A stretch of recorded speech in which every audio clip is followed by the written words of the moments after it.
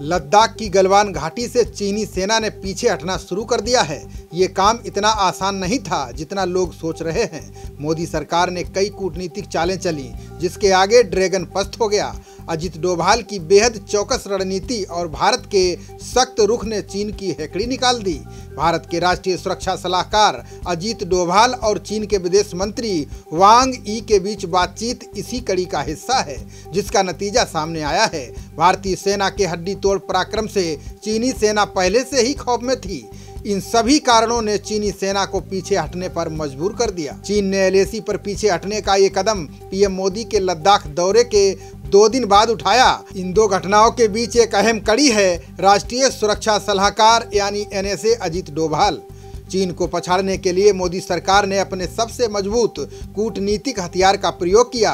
डोभाल को मोर्चे पर लगा दिया। चीन की पीछे हटने की पृष्ठभूमि रविवार से ही बननी शुरू हो गई थी। रविवार को सुबह 8:45 का समय था। इसी दौरान सेना प्रमुख जनरल मनोज मुकुंद नरवणे ने रक्षा मंत्री राजनाथ सिंह को फोन किया। सेना प्रमुख ने रक्षा मंत्री को बताया कि PLA गलवान घाटी के बाई जंक्शन से सैनिकों को पीछे के बेस कैंप की ओर ले जा रही है। उसी शाम 6 बजे राष्ट्रीय सुरक्षा सलाहकार अजित डोभाल ने चीन के विदेश मंत्री वांग यी को फोन लगाया। अजित डोभाल ने 2 घंटे की बातचीत में चीन के विदेश मंत्री से कई बात बिल्कुल साफ कह दी। डोभाल ने PM मोदी के नेतृत्व में हुई समन्वय बैठक में लिए गए सख्त निर्णय से चीन को अवगत करा दिया।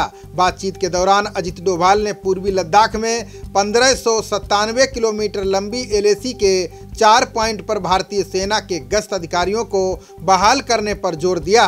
डोभाल और चीनी विदेश मंत्री के साथ बातचीत में ये तय हुआ है कि बॉर्डर पर शांति रखने और रिश्तों को आगे बढ़ाने के लिए दोनों देश आपस में तालमेल रखेंगे। डोभाल ने कहा कि अगर विचार मेल ना खाएं तो भी दोनों देश विवाद खड़ा ना करें। LAC पर सेना हटाने और डी-एक्सलेशन की प्रोसेस जल्द से जल्द पूरी की जाए। ये काम फेज वाइज किया जाए। दोनों देश LAC का सम्मान करें, एक तरफा कदम ना उठाएं। भविष्य में सीमा पर माहौल बिगाड़ने वाली घटनाएं रोकने के लिए मिलकर काम करें।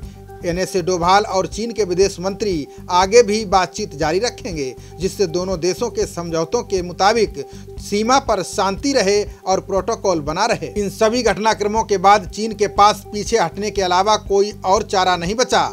चीन की सेना 4 पॉइंट से पीछे हटी है। इनमें गलवान, गोगरा, हॉट स्प्रिंग और पेंगोंग त्सो का नाम शामिल है। भारत और चीन के बीच point PP14, PP15, hot springs और फिंगर एरिया में भी विवाद है। इन इलाकों से भी सैनिक पीछे हटने शुरू हो गए हैं। चीनी सेना भले ही पीछे हट गई हो, लेकिन भारत अभी भी सतर्क है। सेना को अंदेशा है कि चीन कभी भी पलटी मार सकता है। इसके लिए सोमवार रात को भारत चीन सीमा के पास भारतीय वायुसेना के अपाचे लड़ाकू हेलीकॉप्टर ने फॉरवर्ड एयरबेस पर नाइट ऑपरेशन संचालित किया। यहां देर रात अपाचे, चिनूक, MiG-29 सहित वायुसेना के कई विमान उड़ान भरते हुए दिखाई दिए। इनके जरिए चीन पर पैनी नजर रखी जा रही है। MiG-29 सहित अन्य लड़ाकू विमान इससे पहले लेह के आसमान में भी उड़ान भरते हुए देखे गए थे।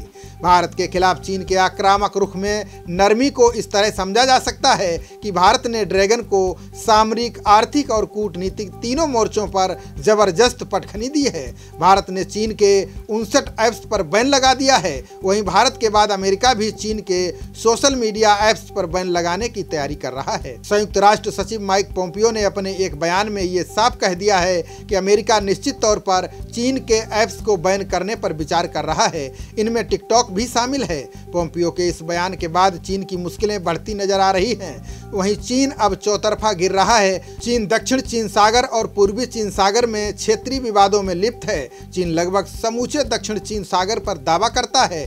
वियतनाम, फिलीपींस, मलेशिया, ब्रुनेई और ताइवान के भी क्षेत्र को लेकर उसके दावे हैं। इसी बीच अमेरिका ने संकेत दिया है कि भारत और चीन के बीच संघर्ष की स्थिति में उसकी सेना भारत के साथ होगी। अमेरिकी राष्ट्रपति भवन व्हाइट हाउस के एक वरिष्ठ अधिकारी ने यह बयान दिया है। उन्होंने कहा है कि विवाद की स्थिति में हम मजबूती से भारत के साथ खड़े रहेंगे। दक्षिण चीन सागर में अपनी उपस्थिति और मजबूत करने के लिए ही अमेरिका ने वहां 2 विमान वाहक पोत तैनात किए हैं। खबरों का सिलसिला जारी रहेगा। देखते रहिए जनप्रवाद। नमस्कार।